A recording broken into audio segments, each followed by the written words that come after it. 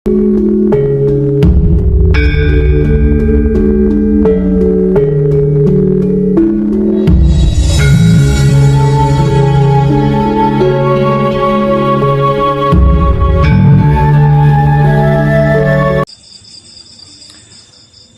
ini saya kasih informasi yang lebih rinci, lebih mendetail.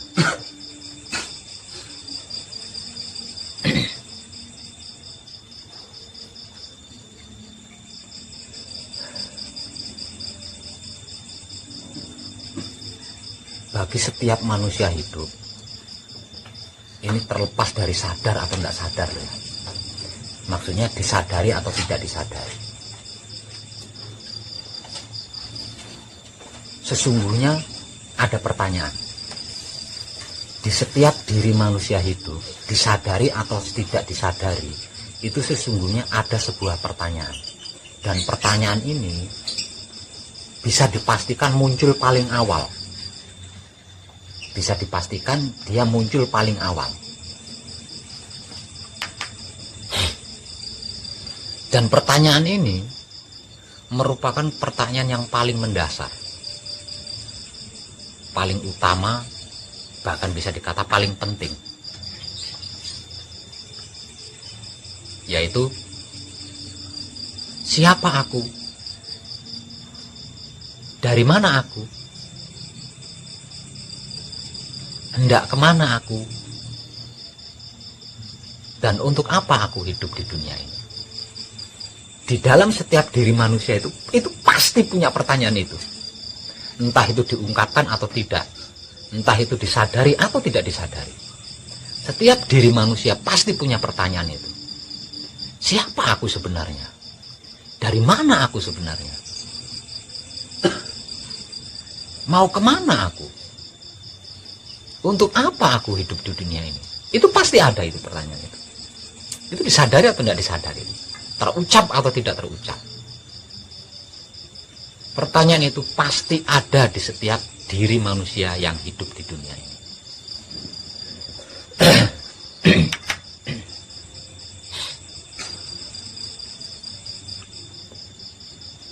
Lalu jawabannya apa? Siapa aku? Dari mana asalku? Hendak kemana tujuanku? Untuk apa aku hidup di dunia ini?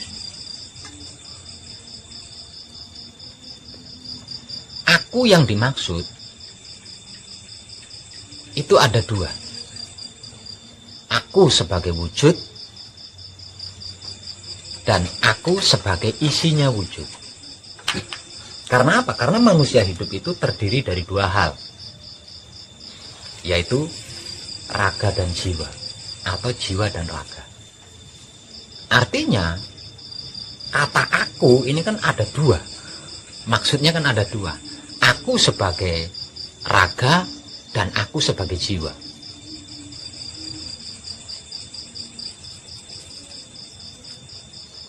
Siapa aku? Aku yang pertama adalah raga. Siapa aku? Aku yang kedua adalah jiwa. Itu jawaban itu. Pertanyaannya, siapa aku? Jawabannya, aku yang pertama adalah raga. Aku yang kedua adalah jiwa.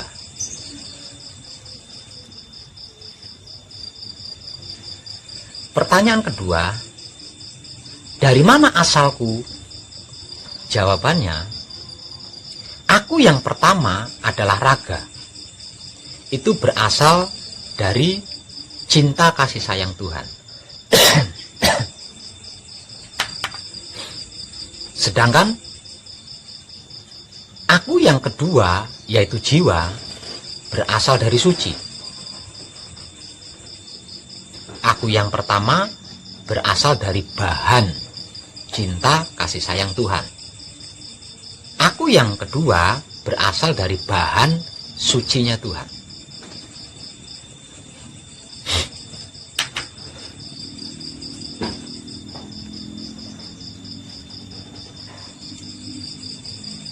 hendak kemana aku? Aku yang pertama kembali kepada asalnya, yaitu cinta kasih sayang Tuhan. Aku yang kedua juga sama, hendak kembali kepada asalnya, yaitu sucinya Tuhan. Untuk apa aku hidup di dunia ini? Aku yang pertama dengan aku yang kedua. Aku yang pertama untuk bercinta kasih sayang. Sedangkan aku yang kedua untuk suci.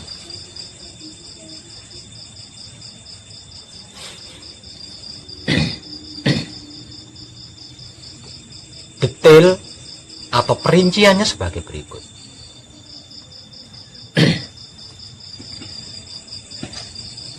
Wujud tubuhnya manusia hidup itu berasal dari cinta kasih sayang Maha Suci Tuhan.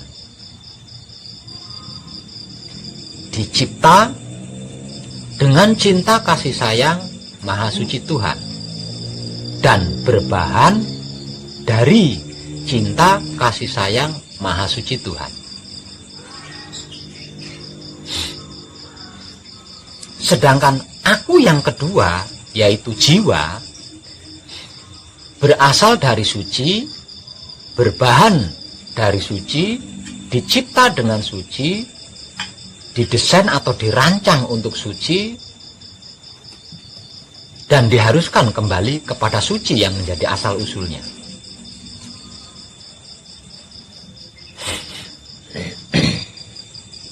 Aku yang pertama hanya satu wujud, sedangkan aku yang kedua itu terdiri dari 5 wujud.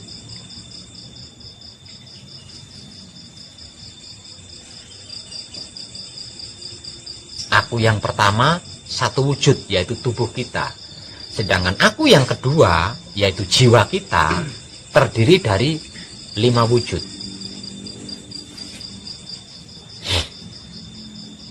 5 wujud yang merupakan jiwa kita, apa sajakah itu? Lah, itulah wahyu panca gaib. Wahyu, arti maksudnya adalah pemberian Tuhan secara langsung, tanpa perantara. Panca itu 5, gaib itu ruh. Wahyu panca gaib berarti maksud 5 ruh pemberian Tuhan secara langsung. Lah, itulah jiwa kita yang menggerakkan tubuh kita selama ini, yang menghidupi tubuh kita selama ini, yang bisa menjadikan diri kita bisa itu, bisa ini, dan lain sebagainya. Wahyu panca gaib ini lebih dikenal dengan istilah Jawa sebagai sedulur papat kalimo pancer. Yang jika manunggal tersebut sebagai hidup atau guru sejati atau roh suci atau roh kudus. Wahyu panca gaib yang menjadi jiwanya manusia atau aku yang kedua ini adalah wahyu tertua. Wahyu pertama turun ke dunia sebelum wahyu-wahyu lainnya diturunkan. Sedangkan penerima wahyu panca gaib pertama adalah kakek moyang kita, yaitu Adam. Sedangkan penerima wahyu panca gaib kedua adalah nenek moyang kita, Hawa. Dan penerima wahyu panca gaib ketiga atau yang terakhir adalah anak cucu Adam Hawa hingga sampai kepada kita. Jadi manusia hidup itu hanya ada 3 generasi saja. generasi pertama manusia hidup adalah kakek moyang kita, Adam. Generasi kedua adalah nenek moyang kita, Hawa. Sedangkan generasi ketiga adalah anak cucunya, termasuk kita yang sekarang ini. Jadi wahyu pancagaib itu diturunkan ke dunia hingga 3 kali berturut-turut. Setelah 3 kali diturunkan ke dunia, kemudian Tuhan menurunkan wahyu-wahyu lainnya. Lah, wahyu-wahyu lainnya sesudah wahyu pancagaib itu adalah wahyu-wahyu untuk mengenal wahyu pancagaib.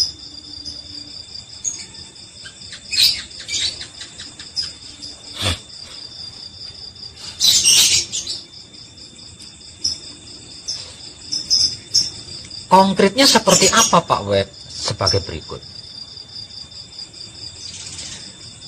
Setelah Maha Suci Tuhan selesai menciptakan semuanya, ya, selesai menciptakan semuanya, kemudian Tuhan ingin dikenal oleh makhluknya. Lah, dikarenakan Tuhan ini ingin dikenal oleh makhluk, kemudian yang terakhir Tuhan itu menciptakan makhluk yang terakhir tersebut manusia.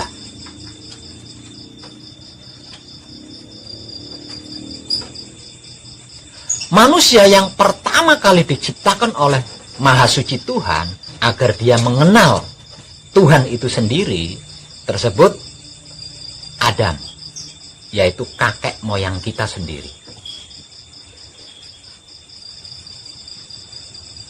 Akunya Adam yang pertama, yaitu wujudnya atau tubuhnya, itu terbuat atau diambil dari bahan tanah pilihan.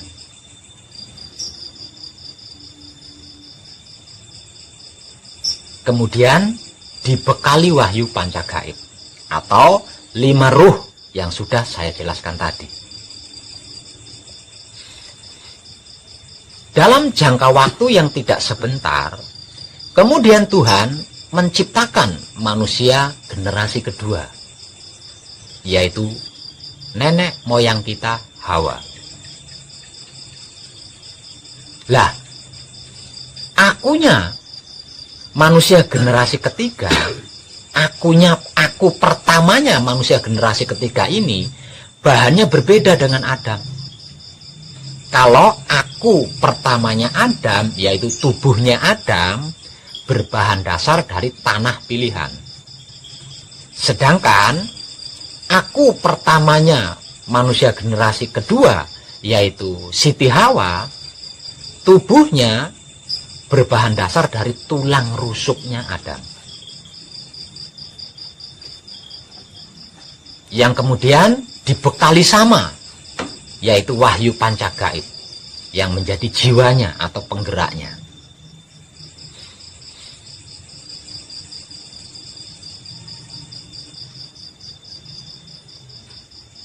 Sebagai penyempurna, kemudian Tuhan menciptakan manusia generasi kedua. Lah, penciptaan manusia generasi ketiga, penciptaan manusia generasi ketiga ini tidak secepat ketika Maha Suci Tuhan menciptakan manusia generasi pertama, yaitu Adam, dan manusia generasi kedua, yaitu Hawa. Jadi ketika Maha Suci Tuhan menciptakan manusia generasi ketiga ini, dibutuhkan waktu yang teramat sangat panjang. Dibutuhkan waktu yang teramat sangat panjang.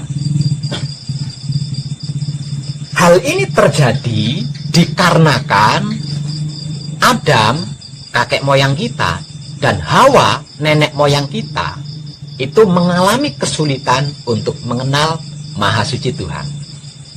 Nah, dengan kesulitan dari mereka berdua ini, maka Tuhan menciptakan manusia generasi ketiga dengan lebih teliti, lebih jeli, dan lebih berhati-hati. Dalam jangka waktu yang tidak sedikit. Langkah awal, Tuhan menitipkan cinta kasih sayangnya kepada Adam. Dalam jangka waktu yang tidak sebentar, kemudian Tuhan menitipkan cinta kasih sayangnya lagi kepada Hawa. Dalam jangka waktu yang tidak lama juga, kemudian Tuhan menggerakkan cinta kasih sayang yang dititipkan kepada Adam dan cinta kasih sayang yang dititipkan kepada Hawa. Setelah digerakkan, kemudian Maha Suci Tuhan menyatukan kedua cinta yang dititipkan kepada Adam dan Hawa. Atau memanunggalkan kedua cinta kasih sayang yang dititipkan kepada Adam dan Hawa dan digerakkannya. Terciptalah manusia generasi ketiga, tersebut anak cucu Adam hingga kepada kita saat ini. Setelah penciptaan tubuhnya, manusia generasi ketiga ini disebut sempurna. Baru Maha Suci Tuhan membekali sama, yaitu wahyu pancagaib, seperti yang sudah dibekalkan kepada Adam dan Hawa. Nah, dari sini kita bisa mengambil kesimpulan bahwa bahan dasar akunya kita pertama, yaitu jasad kita atau tubuh kita, itu berbeda dengan bahan dasar tubuhnya nenek moyang kita, Hawa, dan tubuhnya kakek moyang kita, Adam. Kalau kakek moyang kita Adam, tubuhnya berbahan dasar tanah pilihan. Sedangkan nenek moyang kita Hawa, tubuhnya berbahan dasar dari tulang rusuk. Sedangkan kita sebagai anak cucu keturunan Adam Hawa, tubuh kita berbahan dasar dari cinta kasih sayang.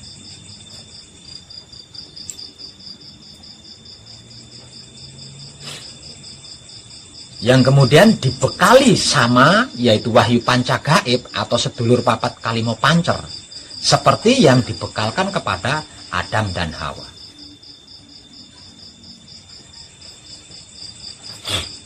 Jadi, kalau ada anak cucu Adam yang bertanya, siapa aku? Aku yang dimaksud itu ada dua. Aku sebagai raga atau tubuh, dan aku sebagai jiwa. Maka jawabannya, bagi anak cucu Adam, dari pertanyaan siapa aku, tubuhnya adalah cinta kasih sayang. Sedangkan jiwanya adalah suci.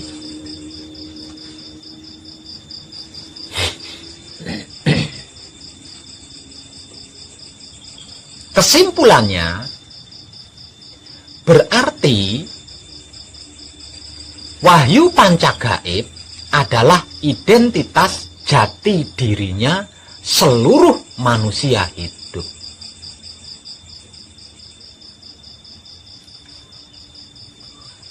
Kesimpulannya, berarti wahyu pancagaib yang arti maksudnya adalah 5 ruh pemberian Tuhan secara langsung adalah identitas jati diri pribadinya seluruh manusia hidup.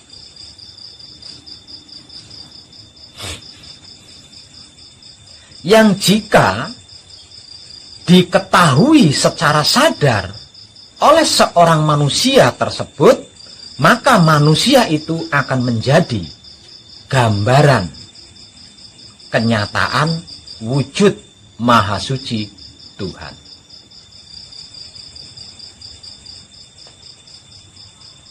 Artinya, lah kalau manusia itu merupakan gambaran wujud kenyataan Tuhan,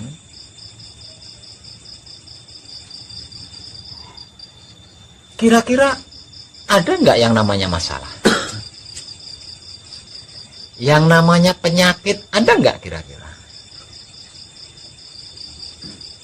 Yang namanya miskin, kekurangan, kesedihan, penderitaan kira-kira ada tidak? Kalau ada, berarti Tuhan itu ya miskin, bukan maha kaya. Kalau ada berarti Tuhan itu maha penyakitan. Lawang fotokopinya seperti itu. Logika mengatakan fotokopi itu kan mirip dengan yang asli. Apalagi fotokopi zaman modern ya. Kalau yang aslinya berwarna, fotokopinya juga ikut berwarna. Ini fotokopi zaman modern. Namun yang pasti yang namanya fotokopi itu sama persis dengan yang asli.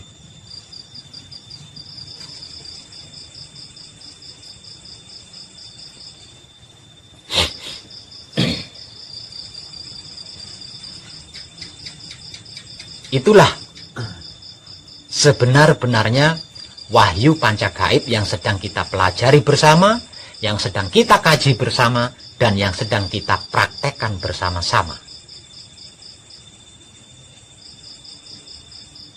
Identitas jati diri pribadinya seluruh manusia hidup ini tidak bisa diraih atau ditempuh dengan cara apapun selain dengan sifat dan sikapnya wahyu pancagaib itu sendiri.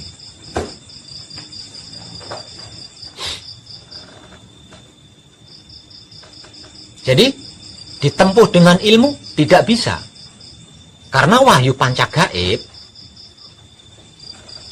jauh lebih sakti dari jenis atau model ilmu apapun. Ditempuh dengan pengetahuan, wahyu pancagaib lebih cerdas dari pengetahuan jenis apapun.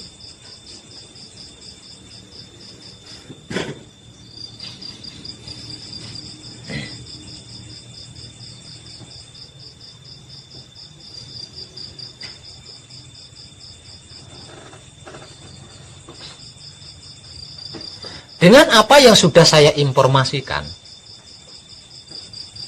dan kesimpulannya, berarti sesungguhnya seluruh manusia hidup di dunia ini memiliki wahyu pancagaib. Karena wahyu pancagaib adalah jiwanya manusia, isi tubuhnya manusia yang menggerak-gerikkan manusia hidup di dunia ini.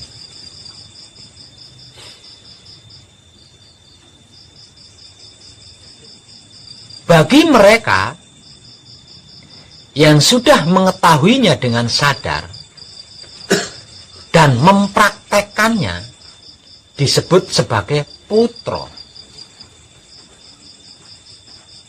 Manusia hidup yang sudah mengetahuinya dengan sadar dan melakukannya disebut sebagai putra.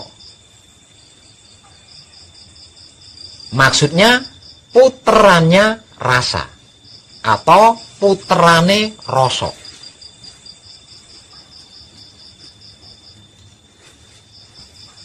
Kesimpulannya berarti seluruh manusia hidup yang sudah mengetahui dengan sadar dan melakukannya adalah putra.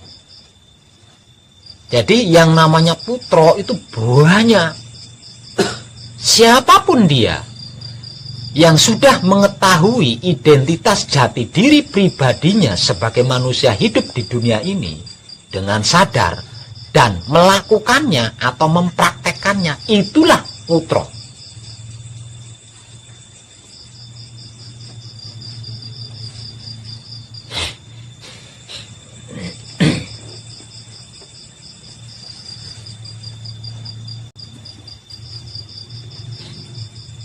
Sedangkan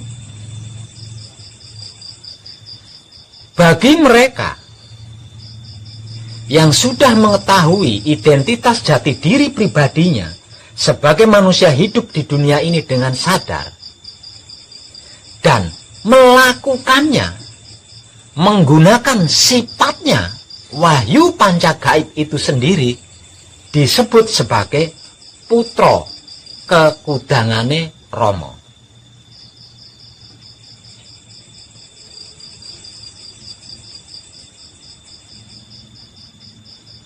Jadi ada dua di sini. Ada tiga. Sedangkan bagi mereka yang belum mengetahuinya, yang belum mengetahui identitas jati diri pribadinya sebagai manusia hidup di dunia ini, disebut sebagai orang awam. Jadi manusia generasi ketiga setelah kakek moyang kita Adam dan nenek moyang kita Hawa itu terbagi dari dua ras. Ras pertama adalah manusia yang belum mengetahui identitas jati diri pribadinya sebagai manusia hidup di dunia ini, tersebut orang awam. Ras kedua, manusia yang sudah mengetahui identitas jati diri pribadinya sebagai manusia hidup di dunia ini dengan sadar dan melakukannya atau mempraktekannya, tersebut putra. Ras ketiga yaitu manusia yang sudah mengetahui identitas jati diri pribadinya dengan sadar dan melakukannya atau mempraktekkannya menggunakan sifatnya wahyu panca gaib itu sendiri atau identitas pribadinya itu sendiri, tersebut putra kekudangane Rama.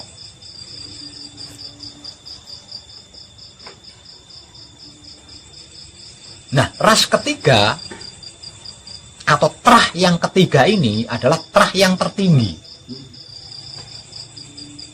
Terah yang tertinggi. Kenapa saya katakan terah yang paling tinggi atau ras yang paling tinggi? Dikarenakan manusia hidup yang ketiga ini adalah gambaran kenyataan wujud Tuhan. Artinya sama dengan Tuhan.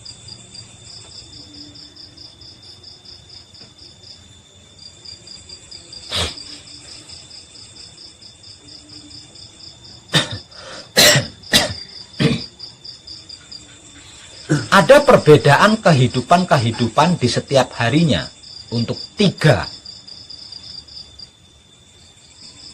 jenis ras manusia generasi ketiga ini. Manusia generasi ketiga, ras pertama, dikarenakan belum mengetahui, maka kehidupannya amburadul, dalam artian tidak tertata, tidak teratur, semrawut.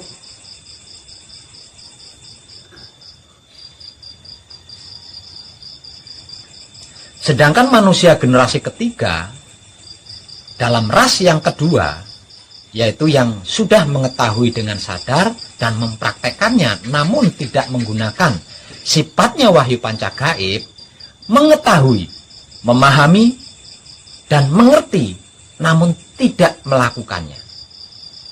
Artinya, walaupun sudah mengetahui identitas jati diri pribadinya seperti yang sudah saya uraikan tadi, mereka masih tetap suka dan menyukai perbuatan-perbuatan yang umumnya dilakukan oleh orang-orang awam.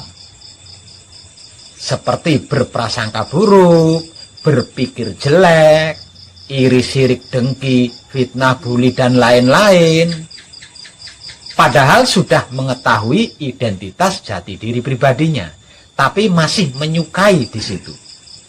Masih suka berada di situ. Sedangkan manusia generasi ketiga, dalam ras yang ketiga, ini sudah sama persis dengan gambaran Tuhan.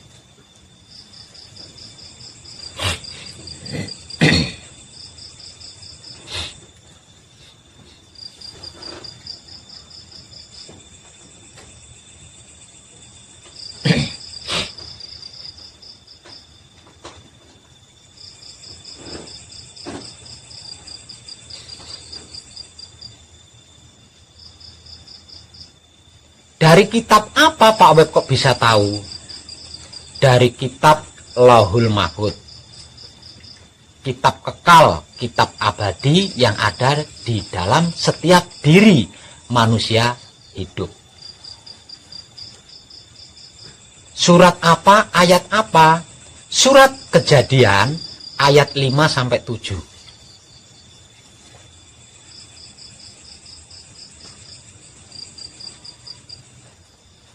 Maka sebab itu, Iqra,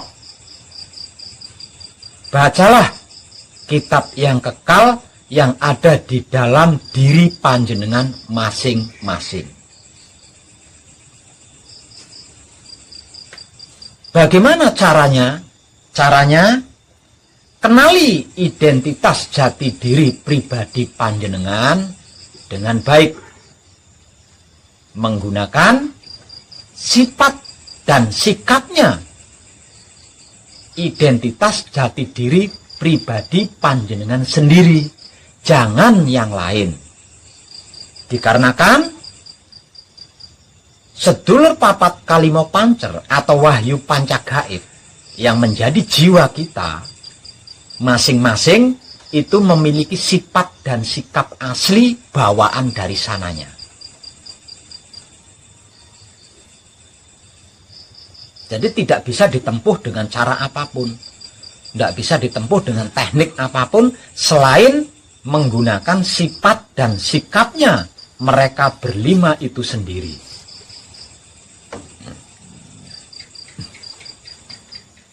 Apa saja sifatnya mereka berlima? 1. Pasrah kepada Maha Suci Tuhan. 2. Menerima keputusan Maha Suci Tuhan. Yang ketiga, mempersilahkan kuasa Maha Suci Tuhan. Yang keempat, merasakan kenyataan Maha Suci Tuhan. Sedangkan yang kelima adalah menebar kesadaran rasa cinta kasih sayang Maha Suci Tuhan kepada apapun, siapapun, dimanapun, hingga sampai kapanpun. Itu adalah 5 sifat asli bawaan mereka berlima yang menjadi jiwa kita. Dengan ini, siapapun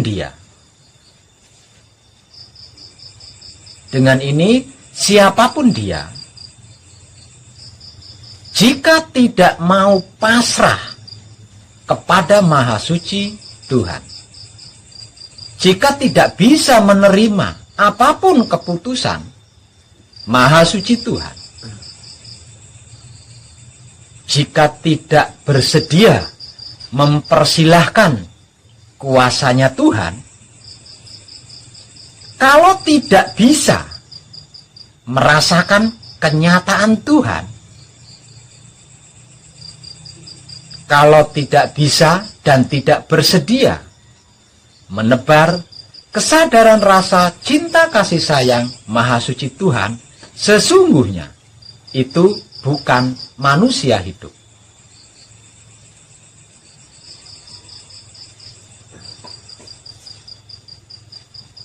Dengan apa yang sudah saya informasikan tadi, berarti yang disebut manusia hidup itu kan seperti itu. Artinya,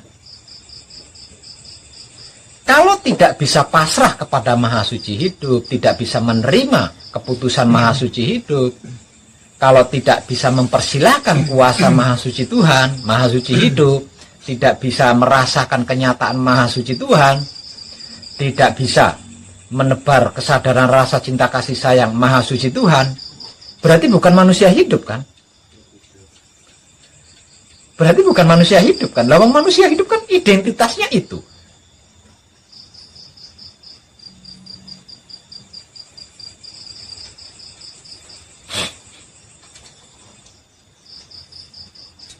Terkecuali kalau belum mengetahui, lain lagi ceritanya. Kalau belum mengetahui, lain lagi ceritanya. Namun kalau sudah mengetahui, apalagi mengetahuinya dengan sadar, kok tidak mau seperti itu, berarti bukan manusia hidup. Nah, karena bukan manusia hidup, berarti bukan gambaran kenyataan wujudnya Tuhan. Dikarenakan bukan gambaran kenyataan wujudnya Tuhan, ya penuh masalah.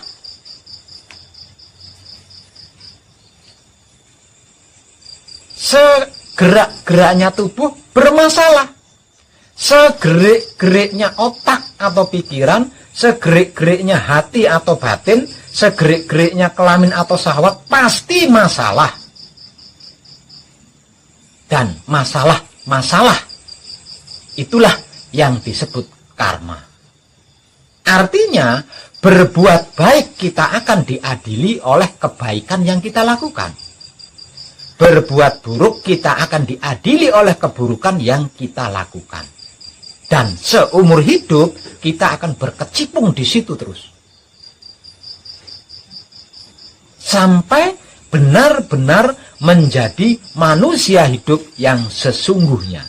Dan manusia hidup yang sesungguhnya memiliki 5 sifat. Yaitu pertama, pasrah kepada Maha Suci Tuhan.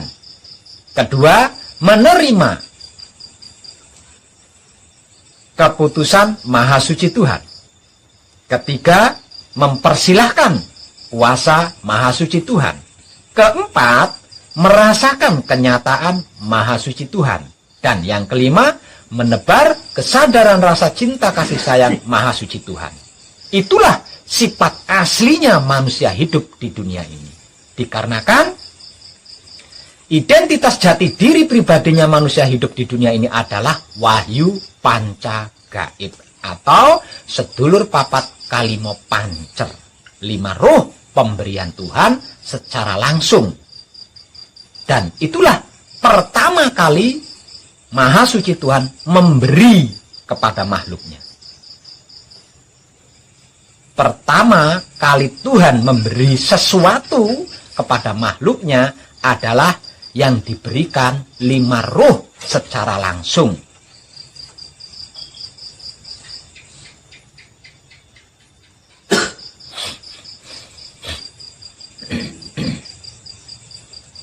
Nah, kita tidak bisa keluar dari area ini, kita tidak bisa. Keluar dari lingkaran ini, kita tidak bisa. Dikarenakan apa? Kok tidak bisa keluar dari area ini? Kok tidak bisa keluar dari dimensi ini? Sebab karena tubuh kita berbahan dari cinta kasih sayang Maha Suci hidup, dicipta dan dirancang untuk cinta kasih sayang Maha Suci hidup. Itu tubuh kita. Sedangkan jiwa kita berasal dari suci, berbahan suci, dicipta dengan suci, didesain atau dirancang untuk suci, dan harus kembali kepada suci.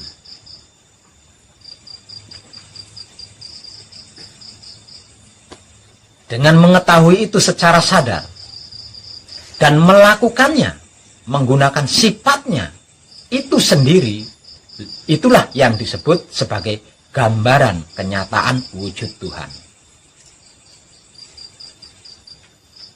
Semenjak seseorang itu mengetahui dengan sadar identitas jati diri pribadinya sebagai manusia hidup di dunia ini dan melakukannya atau mempraktekkannya menggunakan sifatnya identitas jati diri pribadinya sebagai manusia hidup di dunia ini, maka sejak itu pula otak atau pikirannya berubah menjadi singgasana Maha Suci Tuhan tersebut Baitul Makmur. Maka sejak itu pula lah hati atau batinnya berubah menjadi singgasana Maha Suci Tuhan tersebut Baitul Muharram. Dan sejak itu pula kelamin atau syahwatnya berubah menjadi singgasana Maha Suci Tuhan tersebut Baitul Muqaddas atau Maqdis. Lah kalau wujud kita adalah gambaran kenyataan wujud Tuhan, jiwa kita adalah singgasana Maha Suci Tuhan. Piye, coba jenengan renungkan sendiri. Apa yang akan terjadi? Apa yang akan teralami kalau sudah seperti itu? Sebab karena itu, manusia hidup disebut sebagai makhluk paling sempurna dibanding makhluk-makhluk lainnya, dan ditugasi untuk menjaga, merawat, dan mengelola alam semesta seisinya.